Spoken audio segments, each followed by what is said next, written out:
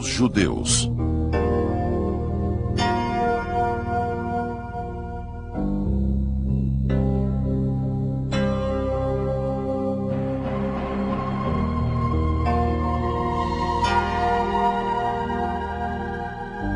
Escrito e narrado por Clóvis Bulcão. Direção de fotografia de Paulo Baruch. Uma produção da Casa de Produção.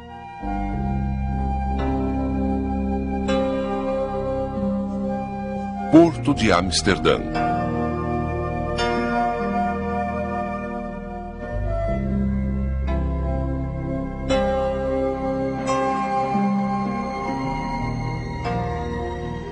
A descoberta da América pela perspectiva dos judeus deve ser contada em dois tempos. Existe um tempo normal que todo mundo conhece, que é a chegada do Colombo, trazendo a bordo dos judeus.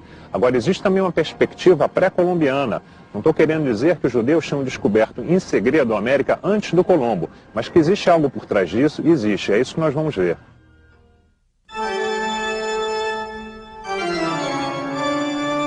A Holanda era uma república no século XVI. A religião predominante era a evangélica de orientação calvinista. A influência holandesa no Recife fica evidente quando olhamos o casario a partir dos rios.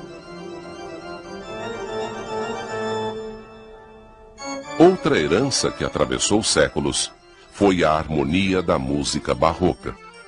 Quando os holandeses a trouxeram, era a música da moda. Hoje, adaptada, é a música regional.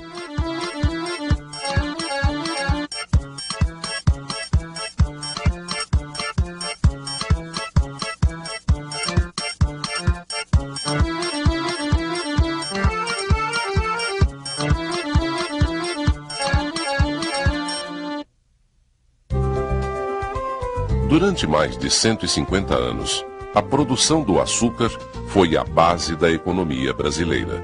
Entre 1530 e 1680, Recife e Olinda foram centros de comércio dos mais importantes do mundo. Os judeus que vieram da Holanda para o Recife eram de origem portuguesa.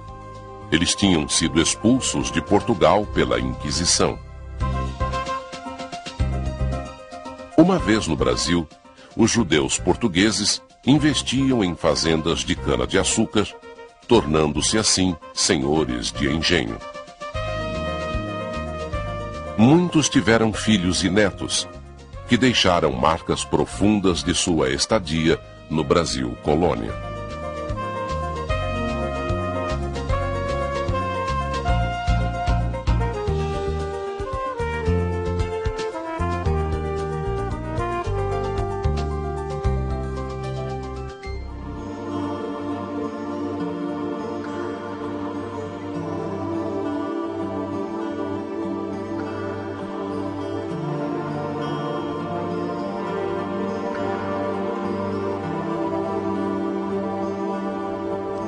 Mas por que essa história dos judeus ficou esquecida tanto tempo?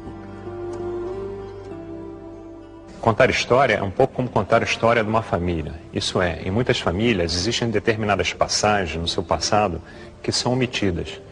Em geral, porque elas trazem uma certa vergonha ou elas são desabonadoras para os membros dessa família. Portanto, nós estamos hoje aqui em Olinda e nós escolhemos essa igreja até porque esse lugar aqui é o palco mais fértil e mais interessante para nós contarmos as histórias dos judeus em nossa terra.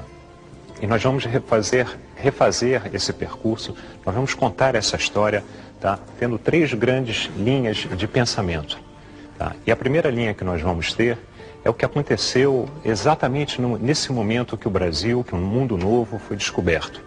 E para a gente recuperar qual era o ambiente religioso, como é que as pessoas pensavam lá no século XV, no século XVI, a gente é obrigado a relembrar o que acontecia naquele momento na Europa, do ponto de vista religioso.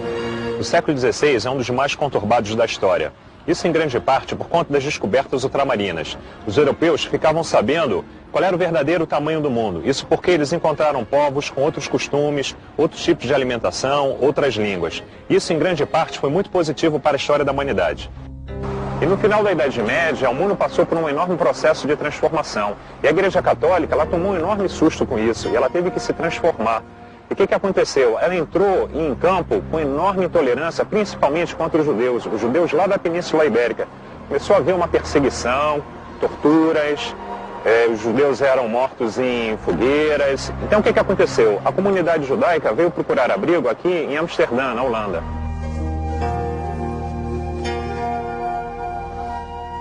Os holandeses, no século XVI, já eram famosos por duas coisas: sua incansável batalha contra o mar e sua tolerância política e religiosa.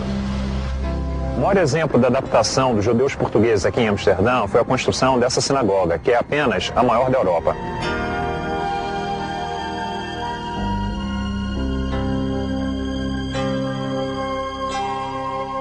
A comunidade judaica portuguesa encontrou em Amsterdã um porto seguro das perseguições promovidas pela Inquisição. Um membro da igreja, Erasmo, ele foi a primeira pessoa a escrever críticas, ele era um padre, críticas que faziam questionamentos sobre a Igreja Católica. A partir disso aí, isso vai se desenvolvendo como uma bola de neve. Outros pensadores vão botar em questionamento, valores e conceitos da Igreja Católica. Essa questão ela vai culminar mais adiante quando Lutero escrever uma tese criticando as indulgências que eram vendidas pela Igreja. E o que eram as indulgências? Na verdade, o Papa em Roma ele estava precisando de dinheiro para acabar de construir, para embelezar a igreja lá de Vaticano, de São Pedro. Foi com o dinheiro das indulgências que Michelangelo pôde realizar toda a sua magnífica obra. Até hoje, a Capela Sistina é admirada como a obra-prima da sensibilidade católica.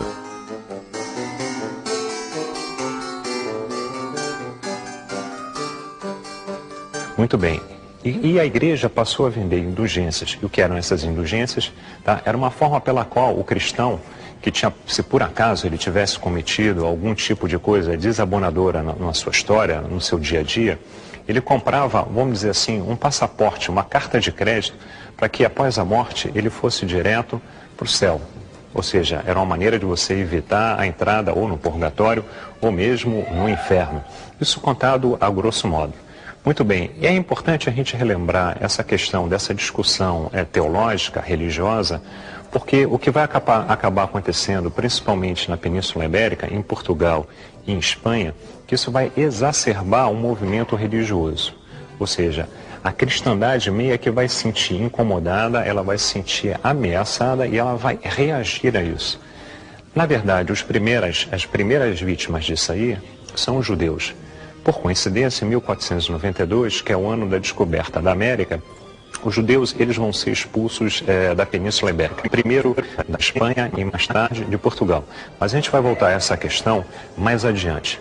O que interessa nesse momento aqui, é a nossa primeira linha de pensamento, é saber como se dá a chegada dos judeus, dos israelitas, no Novo Mundo. É bom lembrar a seguinte coisa. O primeiro cristão novo, ou seja, o primeiro descendente de Israel, a se aproximar do mundo novo, ele estava a bordo da caravela de Cristóvão Colombo. Colombo trouxe a bordo de sua caravela cristãos novos. No Brasil, por exemplo, já se sabe que o primeiro cristão novo, ele chega aqui em 1503, Fernando de Noronha ou de Loronha. Existe toda uma discussão a respeito da grafia do nome. Mas isso não é mais importante nesse momento. O que na verdade aconteceu é que na medida que o Novo Mundo começou a ser conquistado, ou seja, você tinha navegadores que começaram a penetrar no Caribe, outros na América do Sul, outros na América do Norte, em vários pontos do nosso litoral. Depois que os espanhóis descobriram a passagem para os mares do Sul, ou seja, para o Pacífico, eles começaram a penetrar também em direção à costa do Pacífico. Muito bem, na medida que o europeu vai desbravando o mundo novo, vai desbravando as Américas, eles vão se tocando, eles vão percebendo que existe uma série de, vamos dizer assim, coincidências entre os habitantes do mundo novo, tá? E certas tradições hebraicas. Eu vou tentar ser mais claro. Uma pessoa que está fanatizada pelo ambiente religioso em que vive, ela está apta, ela está mais propensa a fazer determinado tipo de interpretação.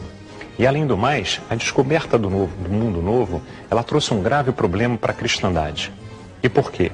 Porque na Bíblia não existe nenhuma menção a essa terra, muito menos a essa gente. E o que fazer? Rasgar a Bíblia? Não, claro que não. A Bíblia, ela pode trazer uma série de fatos de interpretação duvidosa, mas ela é inquestionável do ponto de vista teológico e mesmo do ponto de vista histórico. Quase todas as suas passagens são comprovadas, tanto pela história, até mesmo pelos manuscritos recém-descobertos do Mar Morto. Mas muito bem, o que aconteceu? A cristandade achou por um determinado momento que a Bíblia tinha falhado do ponto de vista dessas descobertas. Portanto, cabia à cristandade descobrir uma explicação que desse conta da história dessa gente que habitava o mundo novo e dessas terras. E o que começou a acontecer, que por viverem nesse ambiente fanatizado, os europeus foram percebendo, foram descobrindo, foram querendo enxergar uma série de coincidências. Por exemplo, das 600 línguas, no mundo novo, mais ou menos, são faladas 600 línguas. Aqui, por exemplo, no Brasil, com o português, são faladas mais ou menos 209 línguas. Em quase todas elas se conta a história dos povos no mundo novo a partir do dilúvio. Além do mais, o que acontece? Grande parte dos índios americanos se dizem descendentes de homens brancos e barbudos. Esses conquistadores do Novo Mundo, na medida que eles vão desbravando o continente, eles vão descobrindo uma série de coincidências, como por exemplo, em muitas tribos nas Américas, você tem homens que são circuncisados, assim como o povo de Israel.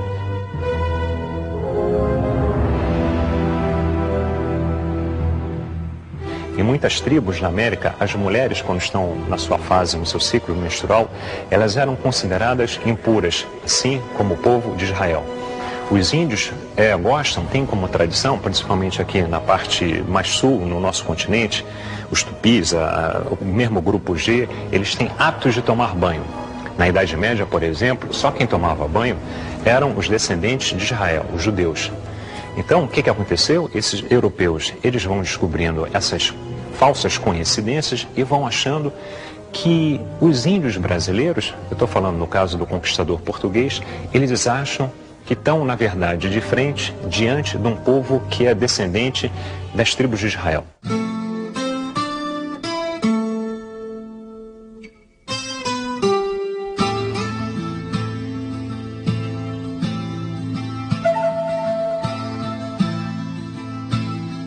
O dominicano Diego de Duran, assim como o primeiro bispo de Quito, escreveram convictos que conviviam com judeus. Na verdade, eles estavam falando sobre índios americanos. Um outro viajante, Antônio de Montesinos, publicou em 1644 uma relação onde ele garante ter tido um encontro com índios colombianos que o teriam saudado com a seguinte saudação: ó Israel, nosso Deus é o nosso único Senhor. Infelizmente, esse senhor se chama Arão de Levi, o que tira um pouco a credibilidade dessa história. Existem determinadas escrituras, e mesmo na Bíblia, existem uma série de problemas que permitiam que os portugueses pensassem isso. Como, por exemplo, o que fala a Bíblia sobre as 12 tribos de Israel? Ela conta, no livro de Reis, que o povo de Israel, o lugar onde o povo de Israel resolveu tomar para si para morar, que é a Palestina, ela foi invadida por Nabucodonosor, lá mais ou menos 730 a.C., e houve uma deportação. E, na verdade, a história vai perder contato com 10 das 12 tribos de Israel. Existe um escrito que fala que uma parte do povo de Israel teria migrado pacificamente para trás num rio chamado Sabation. O problema é que ninguém sabe onde é que esse rio onde é que ele existe, se é que ele existe. Além do mais, na Bíblia, ou seja, no Velho Testamento, a palavra rio, a palavra mar e a palavra oceano, elas, em geral, elas se confundem em sentido e em significado. Portanto, havia uma evidência bíblica que o povo de Israel poderia ter migrado em direção a uma determinada parte do mundo que era completamente desconhecida. Um outro português judeu, refugiado aqui em Amsterdã, escreveu um livro que ficou muito famoso, A Pedra Gloriosa. Inclusive, esse livro foi ilustrado por Rembrandt. Ali, ele também afirma categórico ter certeza que os índios americanos eram descendentes dos hebreus. Se isso tudo já não fosse suficiente para deixar os europeus apavorados, no século XI, um rabino do sul da França, um rabino provençal chamado David Kimchi, ele escreveu um curiosíssimo relato onde ele deixava bem claro que uma parte do povo de Israel teria migrado para uma ilha, e essa ilha, atenção, estou falando de um escrito do século XI, essa ilha já falava de um país chamado Brasil. Muito bem, uma vez que você tem essas coincidências, uma vez que você tem esses escritos, tudo levava a crer que realmente os índios eram descendentes de Israel. Para piorar a situação, eu estou falando para piorar do ponto de vista desta interpretação, o que acontece? Se você que está me ouvindo agora já teve a oportunidade de escutar hebraico e de escutar tupi ou qualquer língua do ramo tupi-guarani, você vai perceber que existe uma série de coincidências fonéticas. São línguas que são bem parecidas. Portanto, os padres mais ilustrados, quando começaram a chegar no Novo Mundo, esses então foram entrando em estado de pânico, que para eles havia uma série de coincidências linguísticas.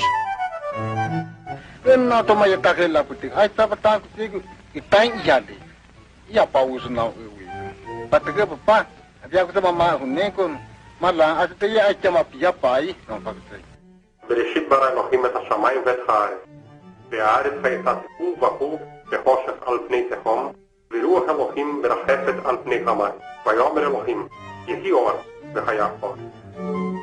Mais adiante, no século XVII, tem um ótimo exemplo para mostrar de como a cristandade ainda suspeitava dessa hipotética origem judaica dos nossos índios. É que o grande padre Antônio Vieira, ele chegou mesmo a organizar uma expedição no Maranhão atrás de tribos descendentes de homens brancos.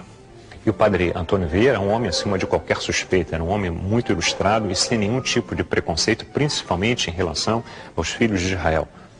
O padre Antônio Vieira foi um homem que sempre pregou a liberdade de consciência, a liberdade religiosa, mesmo no Brasil. O que os católicos então fizeram? Mandaram para o Novo Mundo um padre jesuíta, o padre José de Acosta. E esse padre, ele veio com a missão de resolver essa questão. E era uma coisa muito importante para a igreja. O que o padre José Acosta faz? Ele percorre todo o mundo novo, do Alasca à Terra do Fogo, de Lima até o Atlântico. Ele vai fazendo essa viagem atrás de desvendar esse mistério.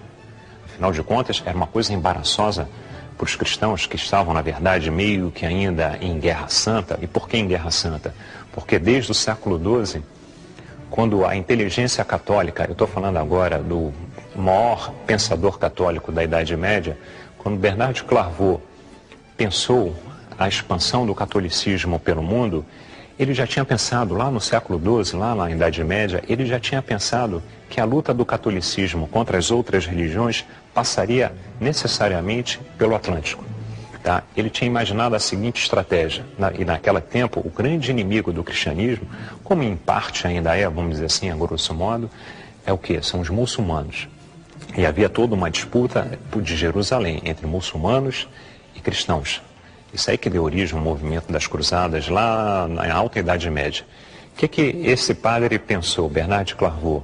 Ele pensa a seguinte coisa: a cristandade ela deveria atacar o Islã em 3 frentes diferentes, sendo que uma das frentes ia passar pelo Atlântico. Eles deveriam expulsar os árabes da Península Ibérica, descer em direção à África, eu estou falando no século XII, e encontrar um reino cristão de um tal rei que era chamado de Prestes João. Muito bem, então o que acontece? Para a cristandade se apoderar do novo mundo e trazer a palavra do Senhor era uma coisa muito importante.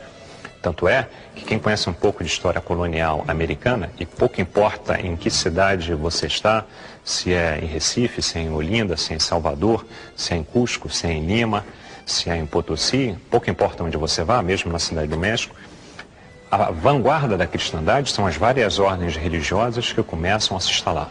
Portanto, o nosso padre José Acosta, a grande missão que ele tem é de desvendar esse mistério. E após viajar 17 anos em todo o continente, ele começa a mais ou menos elaborar uma tese para dar uma explicação a essa questão que tanto afligia a cristandade.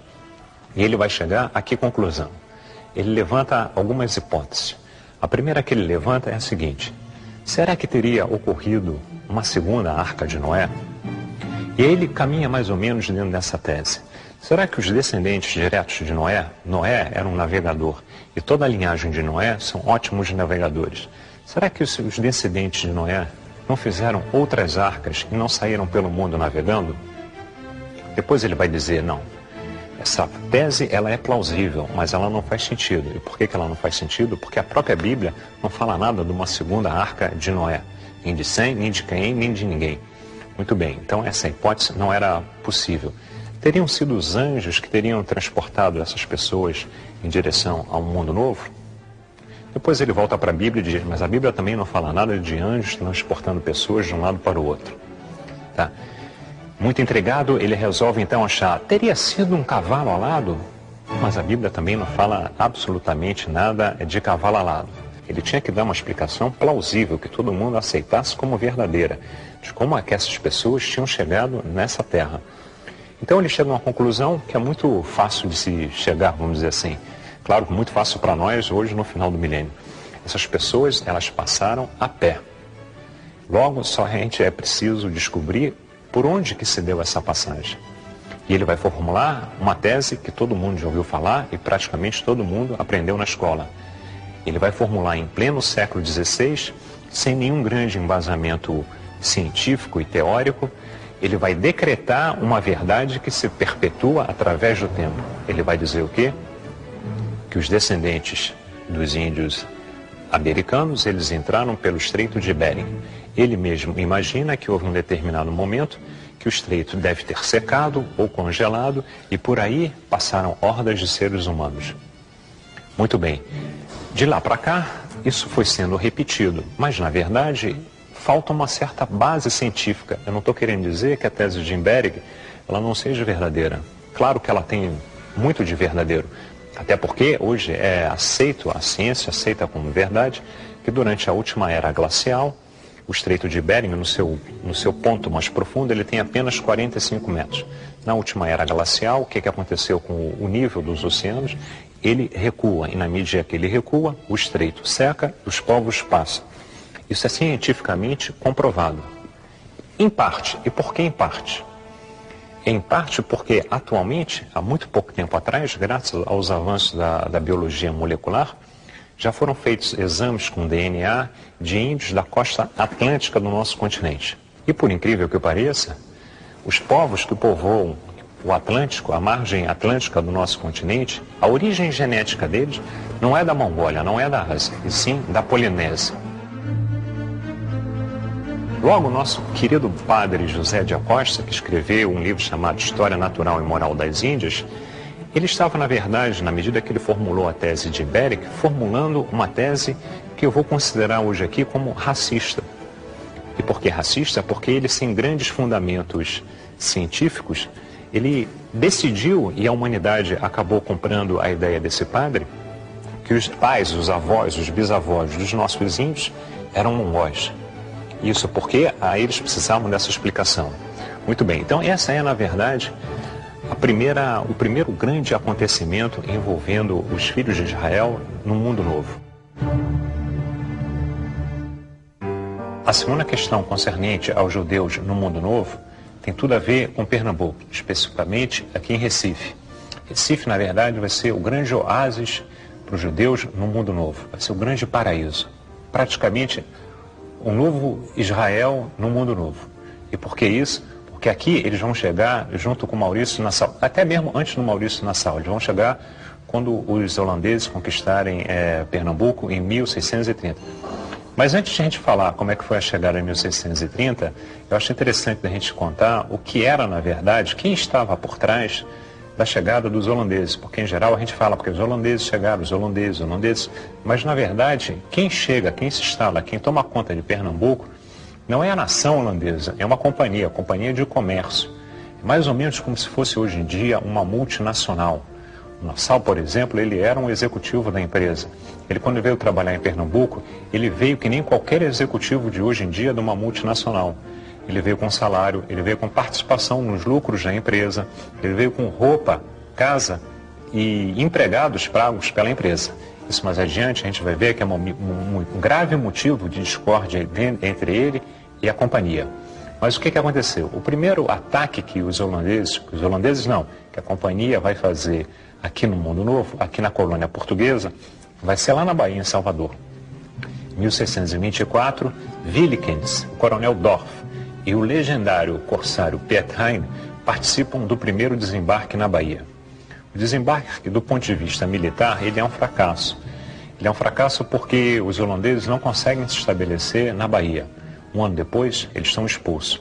Do ponto de vista econômico, financeiro, vamos dizer assim, ele ainda é mais ou menos aceitável, porque eles conseguem roubar o carregamento anual que tinha pau-brasil, cana, gengibre, uma série de produtos. Muito bem. Há pouco eu falei que Piet Hein é um corsário legendário. O que é um corsário? O que marca a diferença de um corsário para um pirata?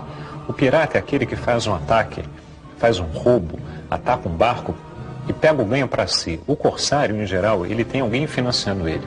Na verdade, tudo aquilo que ele roubar, ele vai depois entregar para uma terceira pessoa. E no caso do Piet Hein, o que ele faz? O Piet Hein, eu acho até que ele é um dos maiores inimigos da frota espanhola ao longo da história. Em 28, ele volta para um novo mundo e ele vai fazer um ataque fantástico. Ele vai roubar todo o carregamento anual de prata dos espanhóis. Tá? Os espanhóis, por uma questão de segurança, os portugueses faziam a mesma coisa no Brasil. Eles embarcavam tudo em todos os navios que eles tinham e a frota, ela navegava junto em direção ao Novo Mundo. E por que eles faziam isso? Que era uma maneira mais prática de você defender contra os perigos que existiam no alto mar. E principalmente contra os perigos que existiam no norte da África. Em geral, esses carregamentos que vinham do Novo Mundo, quando eles se aproximavam do norte da África, a pirataria comia solta. Tinha pirata morisco que vinha de Argel, tinha pirata que vinha do Marrocos, muitos até nem eram piratas, eram corsários. Mas, muito bem, e Piet Hein, ele consegue roubar o carregamento anual de prata e ele ganha tanto dinheiro, que diz a lenda que ele teria chegado no porto de Roterdã com uma vela de seda. Isso é um exemplo, uma lenda que mostra o exemplo da quantidade de dinheiro que ele levou para a companhia. E é com esse dinheiro que é roubado dos espanhóis que essa companhia vai promover o ataque a Pernambuco. Muito bem, então eles vão desembarcar aqui e vão ficar durante 24 anos em Pernambuco. E interessante que a gente hoje em dia, por conta até da decadência do setor do açúcar no Brasil, a gente não tem muito claro a dimensão do que foi a riqueza produzida nesses 100 primeiros anos, nos 150 primeiros anos, vamos melhor dizer, da produção de açúcar no nosso país. Mas a quantidade de dinheiro que isso gerava era uma coisa fabulosa. O açúcar, aí na transição do século XV, XVI, quem tinha açúcar em casa, quem tinha dinheiro para comprar açúcar, tá, eram apenas as pessoas que tinham um determinado poder aquisitivo. Só para você ter uma ideia, o açúcar, os ricos burgueses, quando recebiam em suas casas, se você fosse convidado para ir na casa de um rico burguês para um jantar e ele tivesse muito dinheiro, ele salpicava o prato de açúcar para mostrar status. Na Idade Média, por exemplo, uma jovem engenheirada, quando casava, era comum de se dar açúcar como dote. Muito bem, é isso que vai atrair os pernambucanos. Agora, existe toda uma lenda, existe toda uma história que não se comprova historicamente, que teria sido a comunidade judaica de Amsterdã que teria empurrado a companhia no sentido de tomar conta do Brasil. Por que existe essa lenda? Porque os judeus eles foram expulsos da Península Ibérica em 1492. Estou falando de Espanha inicialmente. Lá eles tinham vivido durante muito tempo, na época que os muçulmanos invadiram a península, eles viviam de maneira muito bem integrada. Viviam cristãos, muçulmanos e judeus, não havia nenhum problema. A comunidade judaica era de tamanha confiança, tá, que inclusive as autoridades judaicas eles tinham o direito de recolher impostos dentro da comunidade. Tal era o grau de confiança, de integração desse setor, dessa religião na Espanha muçulmana. Muito bem. Em 1492, os muçulmanos são expulsos, os reis católicos eles entram num certo clima de fanatismo, os judeus vão ser expulsos da Espanha, uma parte desses judeus vai para Portugal, depois ela vai acabar sendo expulsa também. E o que vai acabar acontecendo é que você vai ter comunidades judaicas em que partes do mundo? Você vai ter na França, você vai ter na Holanda e você vai ter no norte da África. Nós vamos visitar agora um bairro judeu do século XVI, uma judiaria. É o mais bem conservado de Portugal. Ele fica na cidade de Castelo de Vide, quase na fronteira com a Espanha.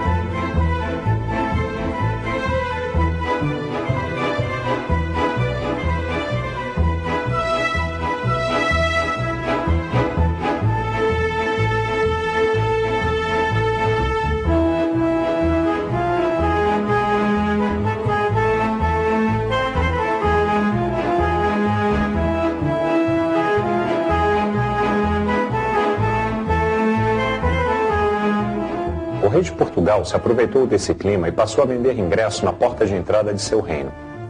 Isso fez com que os judeus pobres não pudessem entrar em Portugal. Mesmo assim, o clima aqui era bem parecido com o clima lá em Espanha. Então, esses que não conseguiram entrar em Portugal foram em direção a outros países da Europa ou então para o norte da África.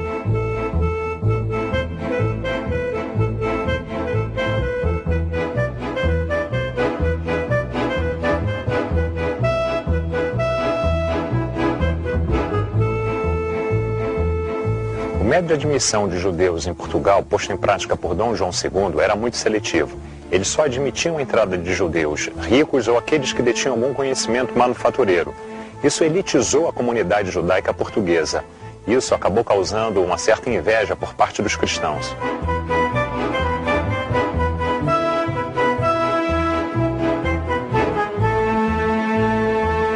A partir de 1470, todos os judeus de Portugal foram obrigados a se converter ao catolicismo. Os cristãos novos, uma nova camada social, também continuou sendo vítima de perseguições. Existia uma lei, a Lei de Estatuto de Pureza do Sangue, que impunha uma série de limitações aos membros dessa nova comunidade.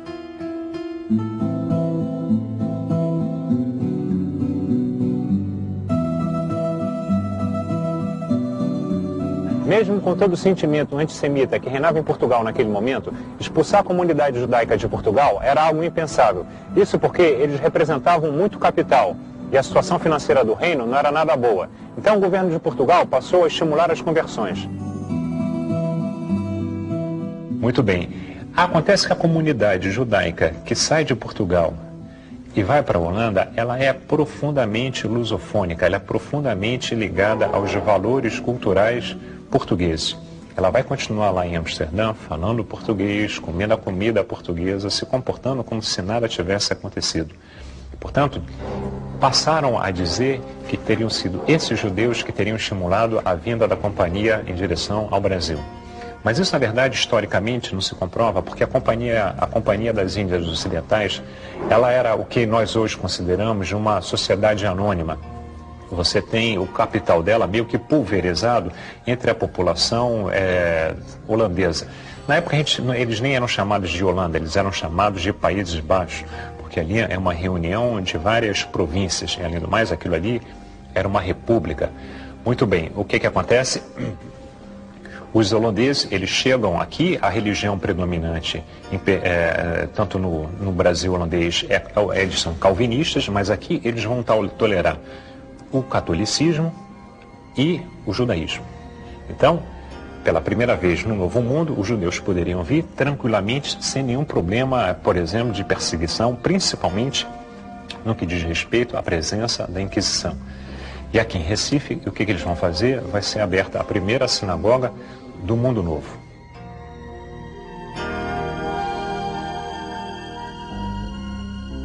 Não só você vai ter 2 sinagogas em Pernambuco, como você vai ter também o primeiro cemitério israelita do Mundo Novo, das Américas. Uma das sinagogas ainda existe. Enquanto, principalmente, o Nassau estiver aqui, essa comunidade ela vai viver muito bem. Só para a gente ter uma pálida ideia da importância da comunidade judaica no Novo Mundo, o primeiro médico brasileiro, ele é uma pessoa que sai do Brasil. Tá? Ele tem, inclusive, um nome que é metade português e metade de origem hebraica. Então, para a gente ter uma ideia da importância da comunidade judaica aqui dessa parte do nosso país. Muito bem, o que acontece? Quando o Nassau se aborrecer com a Companhia das Índias, e ele vai se aborrecer por que motivo? Que muitas das coisas que ele pleiteia, junto às assembleias da companhia, não são aceitas.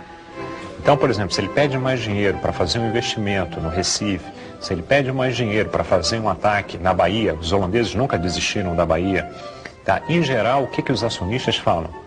Eles falam que Nassau está gastando muito, que Nassau é um perdedor. Então, em geral, eles vão negando. À medida que o tempo passa e ele vai recebendo muitos nãos, Nassau era um homem que vinha de uma família super tradicional, de uma família nobre europeia. Era um homem que tinha uma situação financeira privilegiada. Muitas pessoas o acusam de ter sido um homem que gostava muito de ganhar dinheiro. Existem até suspeitas de que ele não desperdiçava nenhuma chance de entesourar cada vez mais.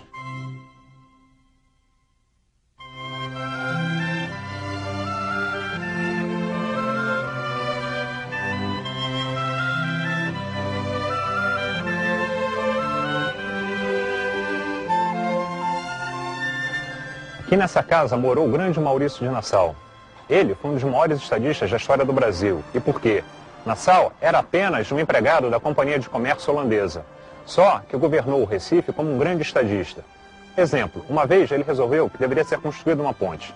É a ponte que hoje leva o seu nome lá no Recife. A companhia foi contra. O que resolveu fazer Maurício? Pagou do próprio bolso aquilo que considerou melhor para a coletividade. Quando ele vai embora, o que acontece? Primeiro que existe um forte impacto aqui na comunidade, vamos dizer assim, pernambucana. A comunidade é até um pouco mais ampla do que Pernambuco, Brasil holandês. A comunidade local, ela fica assustada, estremecida com a possibilidade de Nassau ir embora. E o que acontece? Os índios mandam uma delegação e pedem para que Nassau fique. Os portugueses que aqui moravam mandam oferecer uma determinada comissão a Nassau para que ele continue. E a comunidade judaica manda oferecer também uma determinada quantidade de dinheiro para que ele mude de ideia. E o que acaba acontecendo é que o Nassau, ele resolve ir embora e ele vai embora. Muito bem, só que ele vai embora, mas o Brasil holandês, ele segue existindo, ele vai existir até 1654. Um pouco antes da chegada dos portugueses, da volta dos portugueses, a comunidade judaica, quando eu estou falando da comunidade judaica lusofônica, eu estou falando de judeus aqui no Brasil holandês, estou falando também de judeus lá de Amsterdã. Eles sentem que a situação pode se deteriorar aqui, e a partir de Amsterdã, existe um rabino de origem portuguesa que entra em contato, por exemplo, com o protetor da Inglaterra. Estou falando de Oliver Cromwell. Ele estabelece uma correspondência aventando a possibilidade da volta da comunidade judaica para Londres, para a Inglaterra. Tá? Cromwell, que era um homem milenarista, ele tinha enorme simpatia pela comunidade judaica, era um homem que bebia das águas do Velho Testamento. Ele diz que a princípio ele não tem nada contra. Ele até convida para que esse rabino, Menasseh Ben Israel, vá a Londres discutir a questão com ele. Só que no meio do caminho estoura o conflito anglo-holandês e o Menasseh acaba não indo até Londres. Muito bem, o que acontece? Logo depois da chegada dos portugueses, aqui no Brasil holandês, a comunidade judaica percebe que não dá mais para continuar no Brasil. Isso porque a Inquisição vai voltar. Os judeus do Recife, quando perceberam que os portugueses voltariam e que o clima religioso não seria mais o mesmo, eles dispersam em 3 regiões. Uma parte da comunidade vai para o Caribe, uma segunda vai para Londres e uma terceira vai fundar uma pequena cidade na América do Norte, que é Nova Amsterdã, hoje conhecida como Nova York.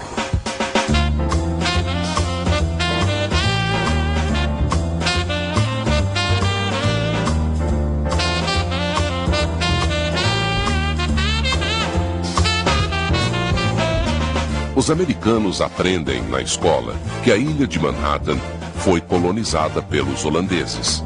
Na verdade, foram os judeus portugueses que partiram de Recife, os primeiros investidores dessa cidade.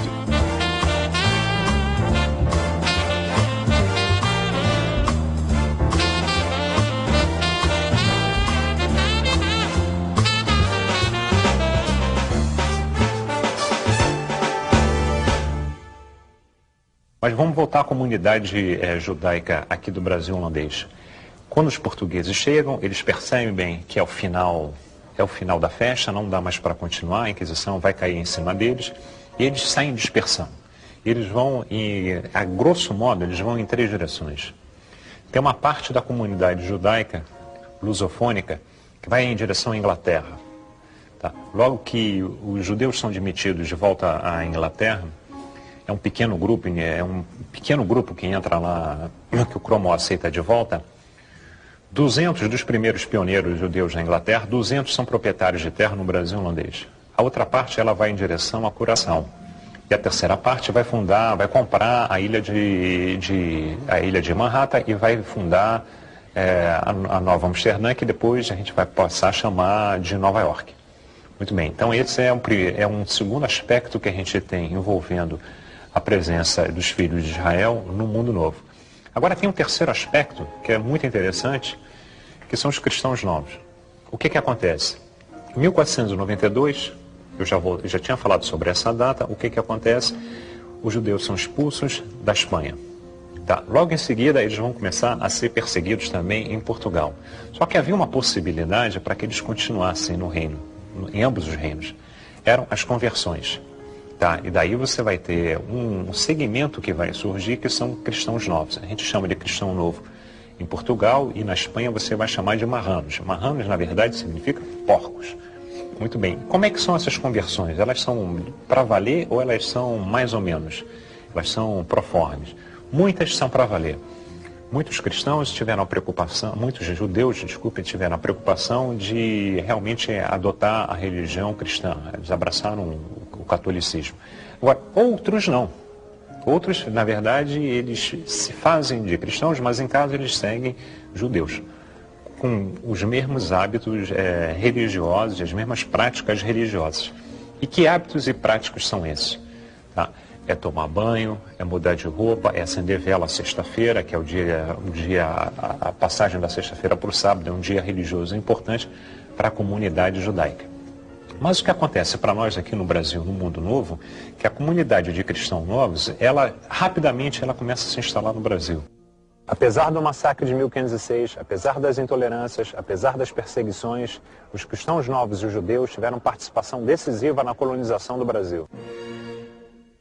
O primeiro a chegar, em 1503, como a gente já tinha falado, o Fernando de Noronha. Tá? E na medida que você não tem no Brasil a Inquisição, o que acontece? Tanto marranos quanto cristãos novos começam a se instalar no Brasil e vão se instalando, tudo isso à margem dos poderes da Inquisição. Muito bem, o que eu quero falar sobre a Inquisição, o que foi de fato a Inquisição?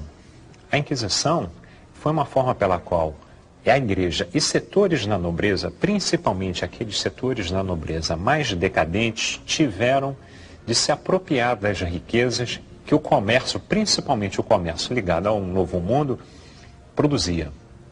Como assim? Como funcionava uma denúncia na Inquisição? Por exemplo, se eu visse um cristão novo começar a enriquecer, e pouco importava se ele era realmente cristão ou se ele era um falso cristão, isso era um detalhe, eu podia fazer uma denúncia. Uma vez denunciado, ele ia a julgamento. Se por acaso ele fosse condenado, e bastava uma única pessoa denunciar, e podia ser feita uma denúncia sem nenhuma prova, o que acontecia com o pobre do cristão novo? Ele ia a julgamento, na maior parte dos casos eles eram condenados, os inquéritos do Santo Ofício, eles não eram absolutamente confiáveis, em geral todos os interrogatórios aconteciam debaixo de tortura. Ou a pessoa era torturada com a tortura de Paulé, que é ficar amarrado, ser içado a uma altura de mais ou menos 3 metros e projetado contra o chão, ou então a tortura do potro, que era você ficar amarrado numa espécie de um tronco e ser esticado pelas extremidades. Eram assim que eram feitos os interrogatórios no Santo Ofício. Isso acontecia lá em Lisboa. Muito bem. E se essa pessoa, quando ela era condenada, em geral, era condenada à fogueira, à morte, e essa forma de matar era extremamente perversa e cruel. Em geral, quando a gente pensa que alguém morria na fogueira, as pessoas têm uma certa imagem que havia uma quantidade absurda de lenha e que a pessoa morria queimada rapidamente. Mas em Portugal não era assim que acontecia. O fogo, ele nunca ultrapassava a linha do joelho, era fogo brando, fogo baixo, a pessoa não morria torrada, a pessoa morria assada. A única opção que era dada ao pobre coitado que ia morrer queimado era que, momentos antes da fogueira ser acesa, eles o carrasco perguntava ao pobre coitado que ia morrer se ele gostaria de morrer pela lei de Moisés ou pela lei de Jesus. Aqueles que falavam pela lei de Jesus tinham uma morte mais rápida. Aqueles que queriam morrer na lei de Moisés morriam, como eu já acabei de dizer, assados com fogo só até o joelho. Uma morte dessa poderia durar dependia do vento, das condições climáticas, mas essa tortura poderia durar até 3, 4 horas. Muito bem, então o que acontece? Você tem esse falso inquérito. Então, a Inquisição, na verdade, é uma maneira pela qual a Igreja e parte da nobreza, e por que parte da nobreza? Porque a Inquisição vai dar emprego a vários nobres que estão quebrados e estão falidos. Esse tipo de emprego que eles davam, eles eram chamados de familiares. Tá? E o que eles faziam? Eles apenas faziam denúncias, eles espionavam a vida de outros. Então, quando você faz uma denúncia que um cristão novo, na verdade, ele não abraçou verdadeiramente a lei do Senhor, uma vez que ele é morto, toda a riqueza dele passa para a Inquisição. E da Inquisição, indiretamente, para a nobreza. Tá? Só que no Brasil, praticamente nos 100 primeiros anos, tá? Tanto marranos quanto cristãos novos começam a vir povoar o nosso continente. Tá? Quando o Santo Ofício vai chegar no final do século XVI, eles já estão profundamente enraizados no nosso país. E o mais interessante, o mais curioso, é que importantíssimos autores que estudaram a questão dos cristãos novos no nosso país, eles vão dizer a seguinte coisa, que aqui o cristão novo, quando chega, ele começa a se miscigenar. Ou seja, os homens judeus, cristão novo, que chega no Brasil, ele casa ou com uma índia ou com uma negra. E assim vai se dando um processo de assimilação, tanto religioso quanto racial. Existem aqui, principalmente no Nordeste, no Brasil, uma certa herança de palavras, de gestos, de expressões, que vem diretamente dessa época e vem um pouco também indiretamente até do hebraico. Em português é muito comum a gente usar a expressão passar a mão na cabeça. Isso é uma tradição literal do hebraico. Isso é uma tradição hebraica, inclusive, de você perdoar. Além do mais, aqui no Nordeste, em certas regiões no interior, você tem expressões espanholadas, como falar mucho, como falar arriba, como falar que hay água, por exemplo.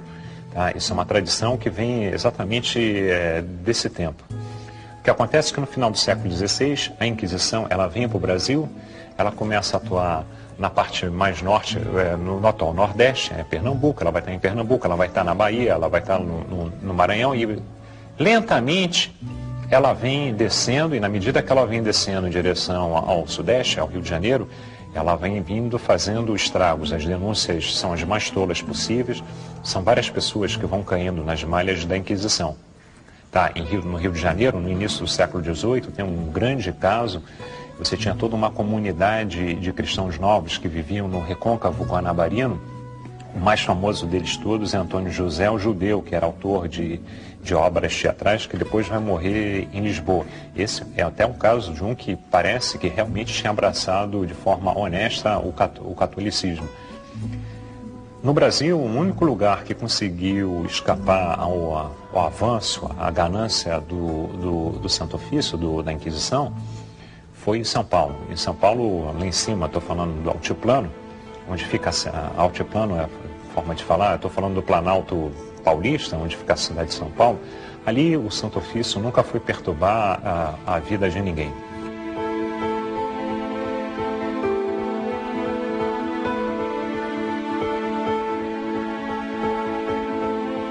Nova York, Buenos Aires e São Paulo são as 3 grandes cidades das Américas aonde a Inquisição não molestou a comunidade judaica.